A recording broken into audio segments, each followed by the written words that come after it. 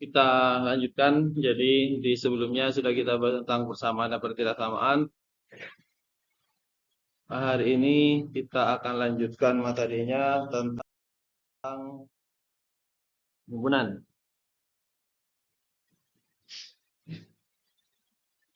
Oke, tentang himpunan. Yang pertama, himpunan itu kumpulan objek yang terdefinisi dengan jelas. Objek-objek tersebut disebut dengan anggota himpunan. Kemudian ini nanti mungkin secara khusus saya tidak tahu detailnya sih, kalian nanti di pembahasan agree business itu tentang apa saja, tetapi kira-kira di sini mungkin nanti ada satu produk misalkan ada segmentasi pelanggan tersendiri, itu kan dikumpulkan, artinya datanya dibuat dalam satu kelompok tertentu, kemudian hal-hal lain yang terkait dengan itu semua itu jadi kali lagi dikatakan himpunan itu jika syarat tertentu dan jelas. Maksudnya bagaimana? Jadi misalkan kumpulan mahasiswa agribis kelas E1 yang usianya 30 misalkan. Maksudnya kan jelas usianya 30. Nah, yang nggak jelas bagaimana? Kumpulan mahasiswa agribis semester 1 yang rambutnya panjang. Nah, rambutnya panjang itu seberapa panjangnya kira-kira? Panjang itu kan relatif, maksudnya jadi kalau misalkan orang yang biasa rambutnya pendek mungkin misalkan hanya 10 cm itu sudah panjang begitu. Itu kan kurang jelas begitu, mengumpulkan hal-hal yang tidak terdefinisi dengan jelas begitu, syarat tertentu dan jelas. Jadi seperti itu. Jadi sekali lagi dikatakan himpunan, jadi dikelompokkan dalam suatu suatu wadah begitu dan didefinisikan dengan jelas. Jelas tadi sekali lagi, jelas itu ya jelas gitu, definisinya jelas. Misalkan yang pakai kumpulan mahasiswa yang pakai baju putih misalkan. Walaupun tidak ada ya sudah, yang penting pendefinisiannya jelas. Kemudian cara menyatakan himpunan dengan mendaftar, menyebutkan anggotanya, misalkan himpunan A itu, jadi nanti himpunan itu biasanya disimbolkan dengan huruf kapital seperti ini. Kemudian ini elemen-elemennya, kalau kalian mungkin masih ingat, ini kurung khusus spesial, kurung kurawal namanya. Jadi biasanya memang kalau himpunan dibuat kurungnya seperti itu. Jadi di sini himpunan A itu elemennya adalah 1, 2, 3, 4, 5. Kemudian misalkan himpunan B, anggota himpunan adalah padi, jagung, gandum. Misalkan seperti itu. Kemudian yang kedua dengan menyebutkan sifatnya. Jadi kalau ini sudah jelas elemennya hanya ini atau anggotanya hanya ini, biasanya hal-hal yang tidak terbatas begitu, atau mungkin terlalu banyak, biasanya disebutkan dengan cara menyebutkan sifatnya. Contohnya misalkan di sini himpunan C, X sedemikian sehingga X adalah bilangan genap kurang dari 10. Berapa saja kira-kira? Kalau misalnya ini kan sudah benar ini, cuman misalkan bentuk ini kita mau mendaftar atau kita menyebutkan semua, kira-kira berapa saja? Bilangan genap yang kurang dari 10. 8. Oleh 6. Kebutih berarti ya. Oleh 4. Lagi. Terus kuis. Sudah. Kalau ini jelas 8 ini jelas batas atas ya. Karena di atasnya 10 sudah tidak termasuk karena ini batas atasnya. Jadi di sini sudah jelas 8 terakhir. Kalau kita lihat dari definisi kan yang penting kurang dari 10. Misalkan 0, min 2, min 4 ke belakang dan seterusnya sebenarnya. Begitu. Jadi bilangan genap, ganjil dan bilangan bola itu kan bukan hanya yang positif. Seandainya di sini dibilang bilangan genap positif, maka maka hanya ini tok, 2, 4, 6, 8. Nah, di sini tidak ada definisi itu, yang penting kurang dari 10, maka dia banyak, tak hingga ke kiri ini banyak sebenarnya begitu. Makanya karena ini tak hingga, umumnya itu ditulis dengan sifat atau rule form seperti ini. Kalau di roster menyebutkan semua anggotanya, dia tidak akan selesai terus ke kiri itu yang kurang dari 10. Gitu. Bisa dipahami ya?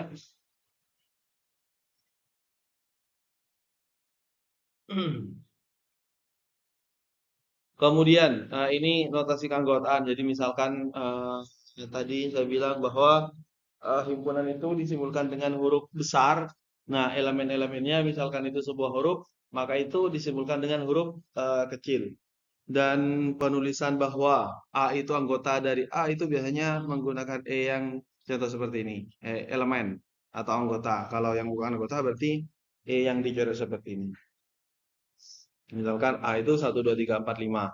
Berarti 3 itu elemen dari A, 7 karena tidak ada di sini bukan elemen dari A.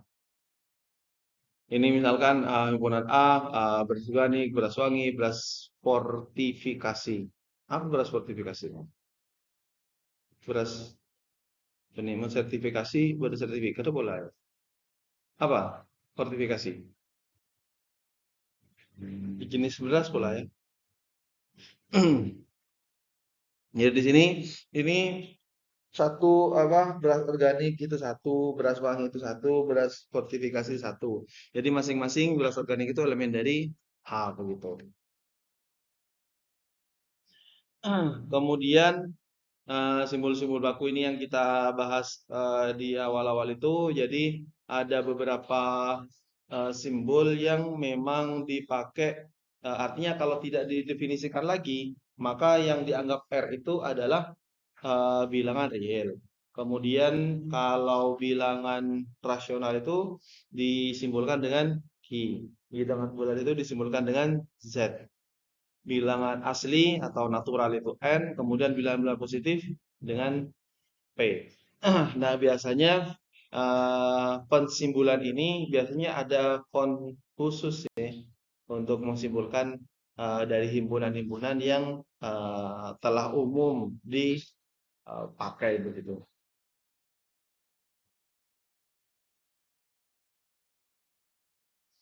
Kardinalitas itu adalah jumlah anggota suatu himpunan. Jadi apa jumlah unsur atau himpunan dinamakan kardinalitas. Misalkan untuk menyatakan kardinalitas itu ditulis dengan NA seperti ini. Jadi kalau misalkan ini A, apa himpunan A itu elemennya 1, 3, 5, 7, 9, 11, maka NA atau kardinalitas dari himpunan A itu adalah 6. Kenapa 6? Karena di sini apa namanya? Ada banyak 6 elemen atau ada 6 anggota pada himpunan A ini. Oke, kemudian jenis-jenis himpunan, himpunan kosong.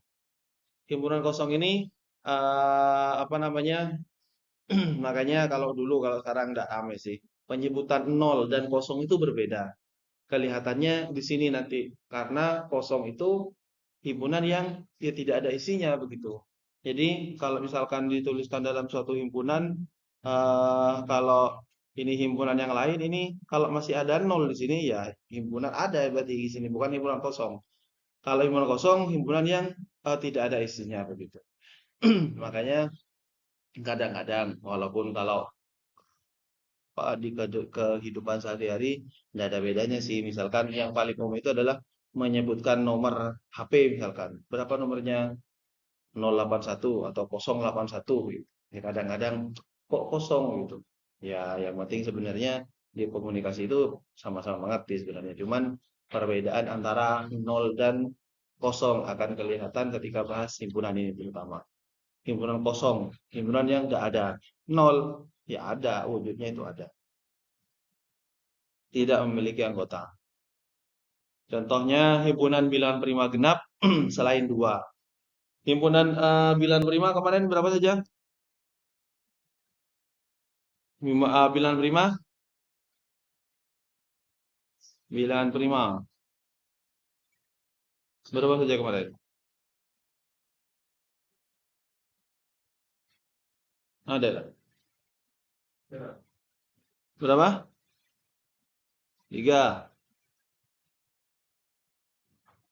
5, 7. Berapa? 11, 13, 17, 19 dan terusnya. Tetapi di sini juga ada 2 sebenarnya. Ini banyak ke belakang. Jadi bilangan prima itu kan bilangan yang tidak dibagi dengan bilangan yang tidak bisa dibagi dengan bilangan yang lain. Artinya misalkan 11, 11 tidak bisa itu hasilnya tidak bulat. Nah, di sini kan yang selain 2, di sini semuanya ganjil. Tetapi tidak semua bilangan ganjil itu adalah bilangan prima. Nah, ada angka 2 yang itu genap tetapi merupakan bilangan prima. Kalau misalkan ada sebuah himpunan yang mengatakan bahwa bilangan prima genap selain 2, kan tidak ada gitu. Tidak ada angka genap lain selain 2 pada himpunan bilangan prima. Maka kalau misalkan ini dengan cara sifatnya tadi, maka kalau misalkan ditulis dalam notasi himpunan, ya ada kosong begini. Himpunan kosong. Gitu. Kemudian ada istilah lagi himpunan semesta. Himpunan semesta itu himpunan yang memuat yang di luarnya. Kalau mungkin di awal tadi saya contohkan himpunan mahasiswa agribis kelas C1. Itu kan lingkupnya hanya di kelas ini toh. Semestanya apa? Bisa saja semestanya adalah himpunan mahasiswa agribis semuanya. Atau yang lebih luas lagi, yang penting ada himpunan yang kita bicarakan. Nah, tapi ada yang lebih luas begitu. Mungkin semestanya himpunan mahasiswa Fakultas Pertanian. Lebih luas lagi mungkin himpunan mahasiswa UIM secara umum gitu. Jadi itu semesta. Jadi semesta itu biasanya tergantung dari beberapa himpunan yang ada di dalamnya. Biasanya kita akan bicarakan lebih dari 2 himpunan. Maka yang termasuk dari himpunan A, himpunan B, kemudian hal-hal yang berkaitan dengan ini itu apa? Jadi itu termasuk himpunan semesta.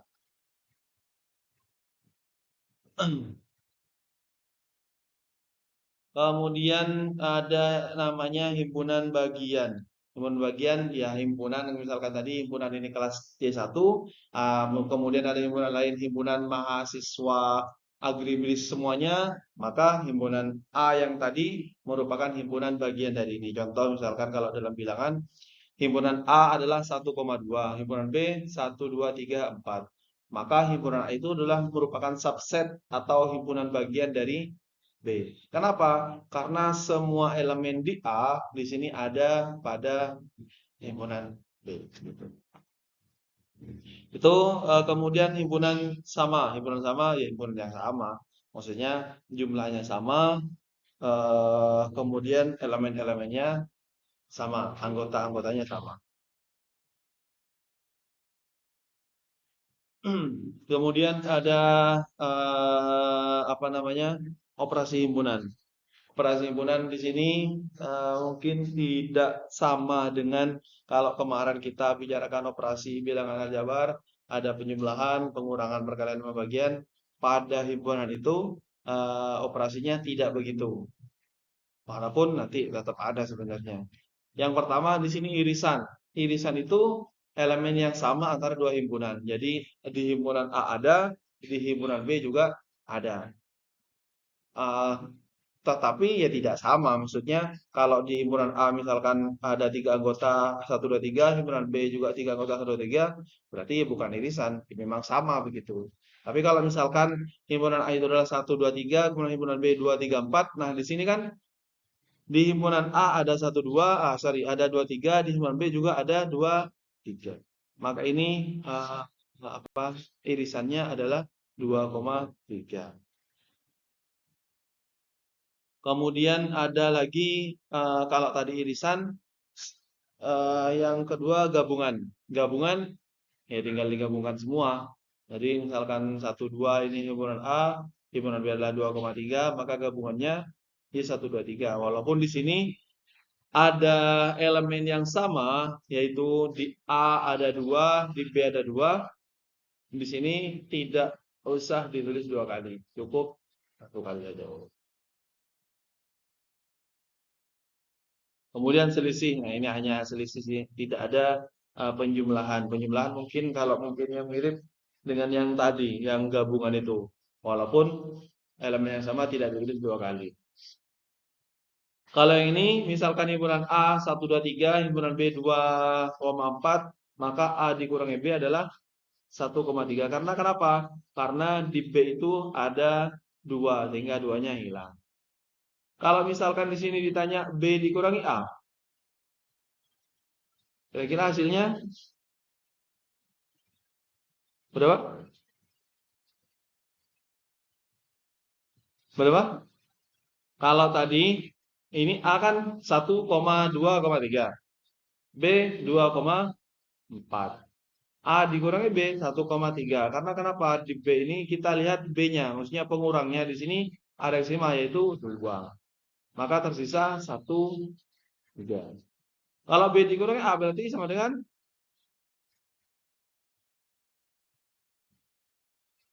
apa? Berapa? B dikurangi A apa ya? Berapa?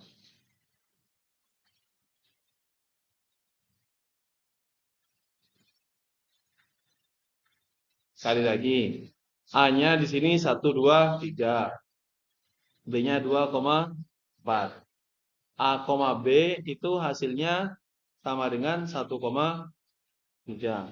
Kenapa? Karena kita lihat A-nya di sini 1, 2, 3, kemudian di B yang sama itu adalah 2. Maka tersisa 1 dan 3. Kalau dibalik, B dikurangi A, maka hasilnya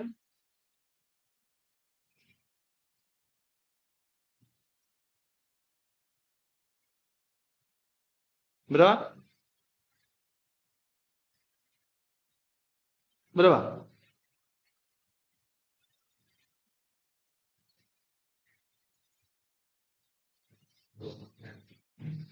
Ini tak ramah bener. Berapa hasilnya?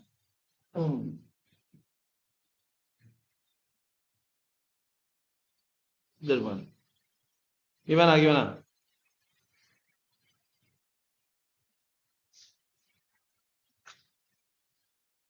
B dikurangi A hasilnya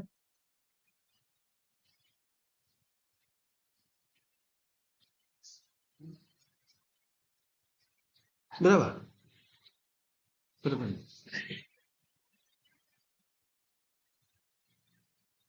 Berapa? Berapa? Kata siapa?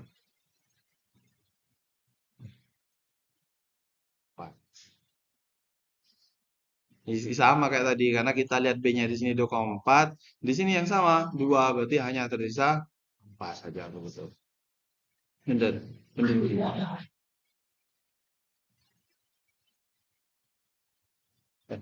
Ini pengurangan. Jadi apa namanya?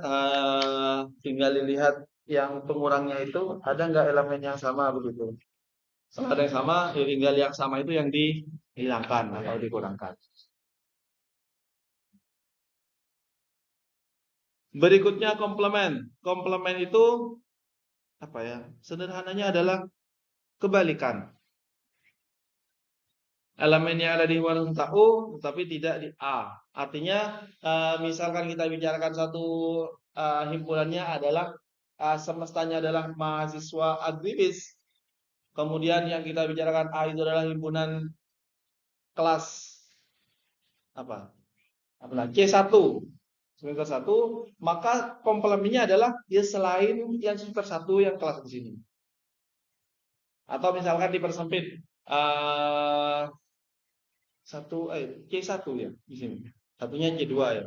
Misalkan semestanya adalah mahasiswa semester 1 agribis tahun 2025 yang kelas A. Kelas C1. Nah, komplemennya berarti yang C2 begitu. Intinya ada di semesta itu, cuman yang tidak termasuk dari himpunan yang A, kebalikannya. Bisa jadi komplement ini lebih besar. Nah, kalau misalkan dalam angka mungkin akan lebih sederhana. Misalkan contohnya diberikan semesta himpunan bilangan asli. Berarti himpunan bilangan asli itu bilangan yang bagaimana? Bilangan asli itu? Hah? Ada apa?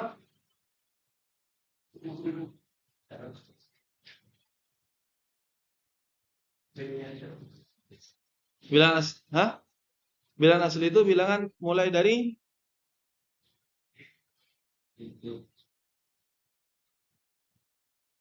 bilangan asli itu bilangan yang dimulai dari 1, 2, 3 dan terusnya ya.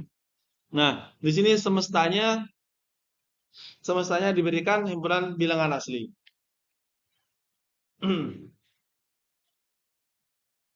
Maka ini anu ya, tarik balik jauh. Ini harusnya himpunan A-nya bukan A komplement dulu.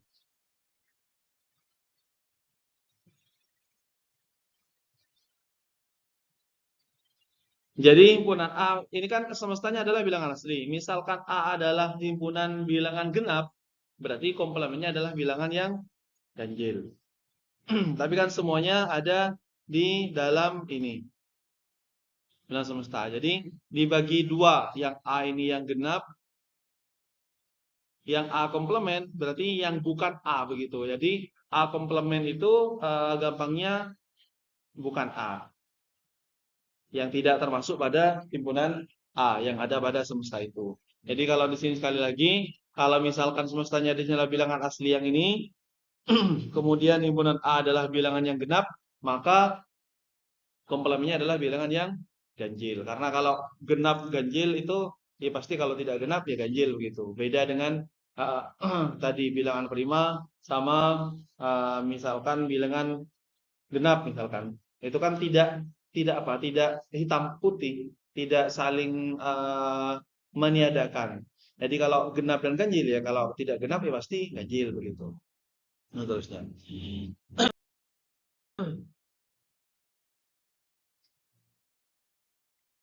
Nah, kalau yang ini berarti himpunan A misalkan 1, 2, 3, 4, himpunan B 3, 4, 5, 6.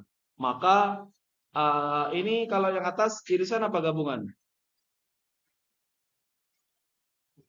Irisan. Berarti irisan dari ini hasilnya dari A dan B?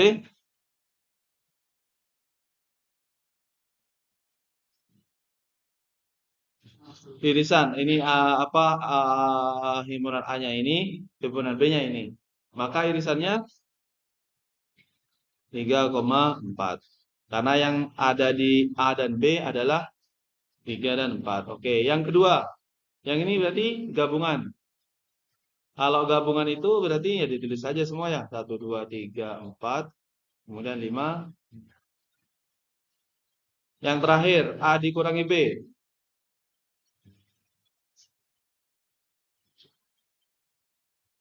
A dikurangi B. Berapa? 2, 5, 6. 2, 5, 6. Begini.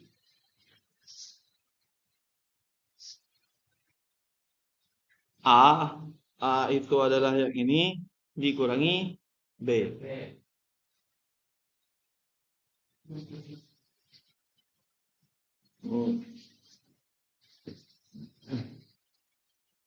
Ini yang sama kan A itu kan 1, 2, 3, 4.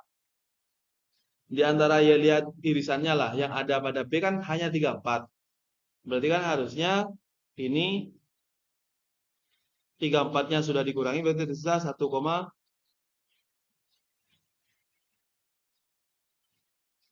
begitu kan ya? Kalau B dikurangi A berarti 5, begitu.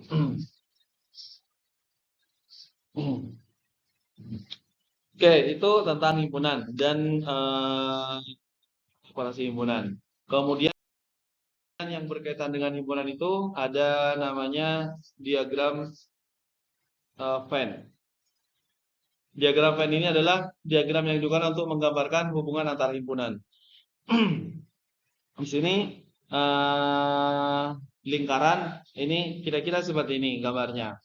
Jadi semesta itu kotak, lingkaran mempresentasikan himpunan. Jadi lingkaran ini kan ada 3 lingkaran. Ada lingkaran A, B, dan C.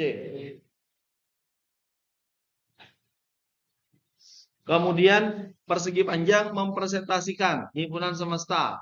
Jadi semuanya itu termasuk dalam semesta S di sini, yang di sini. Kemudian irisan bagian yang tumpang tindih. Irisan itu ya tergantung sih. Kalau misalkan irisannya itu apa? A dan B berarti yang ini. Ya. Kalau apa namanya?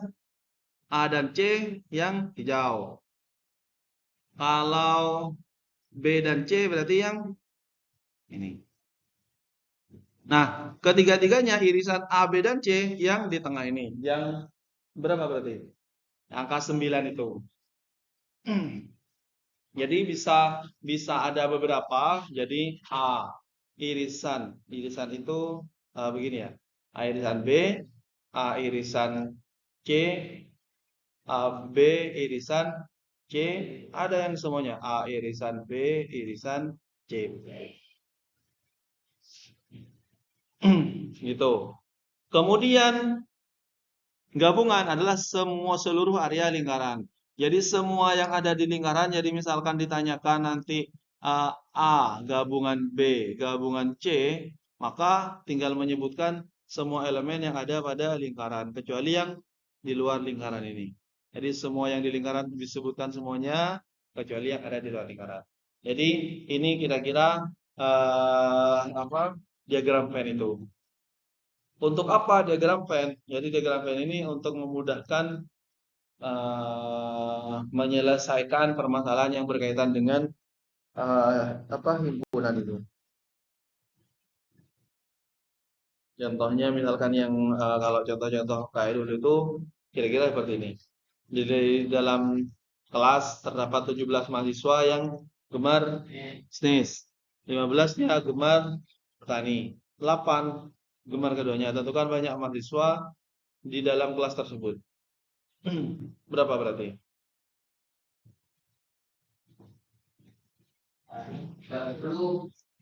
Berapa? Berapa? 40. 40 atau 30? Berapa?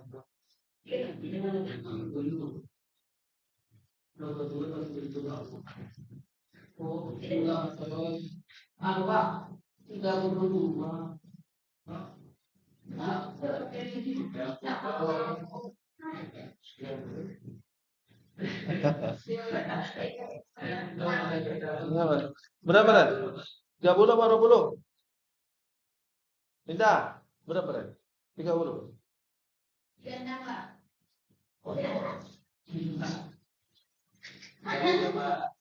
Berapa? Didapat dari jumlah semuanya. Jumlah semuanya 15 tambah 17.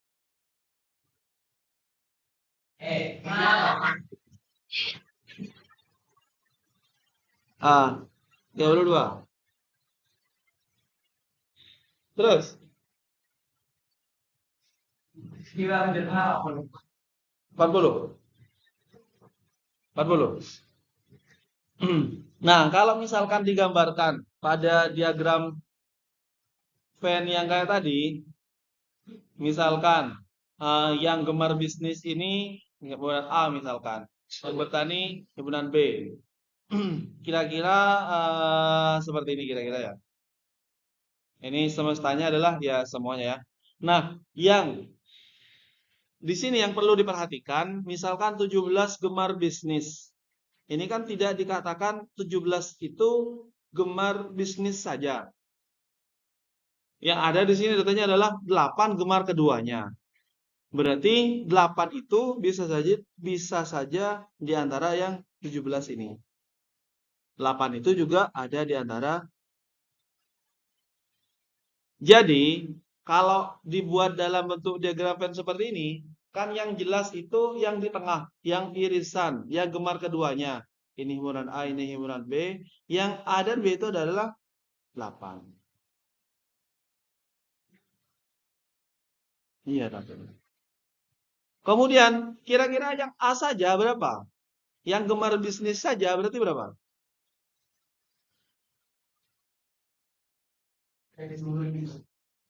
Ini 17 mahasiswa gemar bisnis.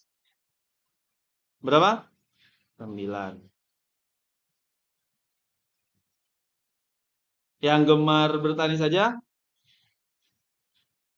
Berapa? 7.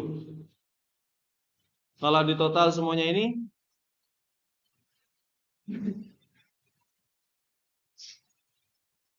Berapa? 24. Berarti jumlah mahasiswa di kelas tersebut adalah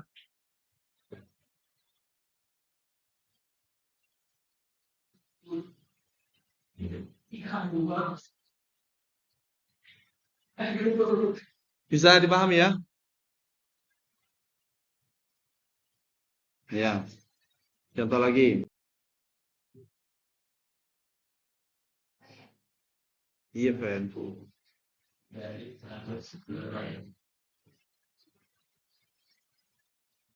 Ya, silakan dicoba. Perhitungannya sama kayak gitu. Jadi ini digambarkan seperti ini biar apa namanya kali. Jadi nanti kalau misalkan ditulis 103 min X ditambah irisannya yang di tengah, kemudian ditambah 142 min X, totalnya harus 180.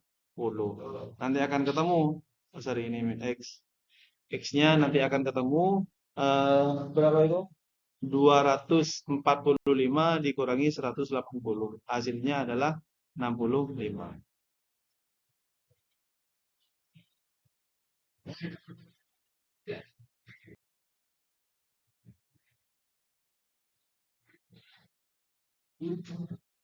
Yang berikutnya.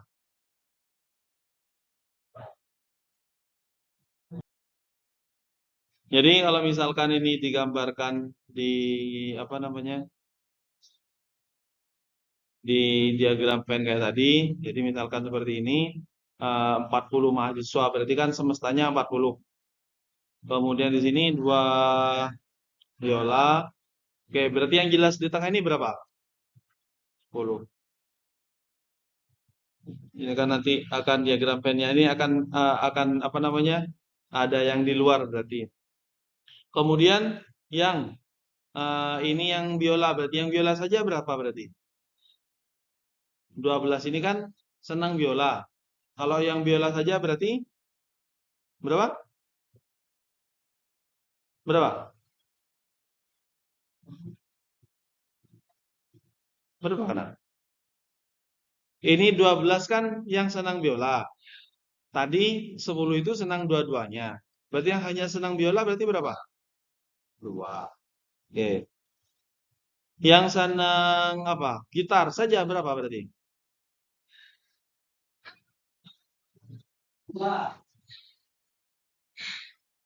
Ini kalau di total semuanya berapa ini? 30? 30?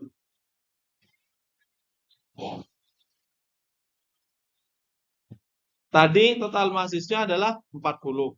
Berarti yang tidak senang keduanya berapa?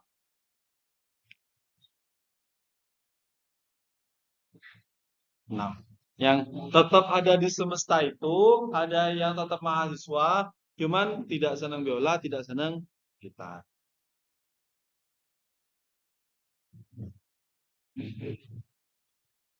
Ya, begitu. Paham ya?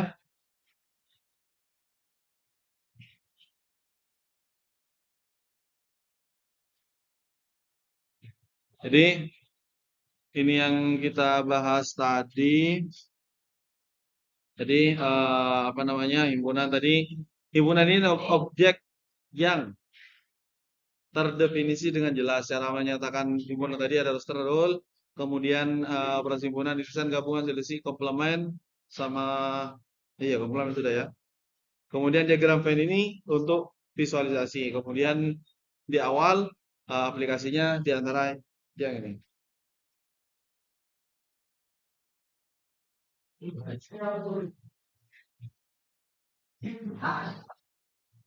Ya.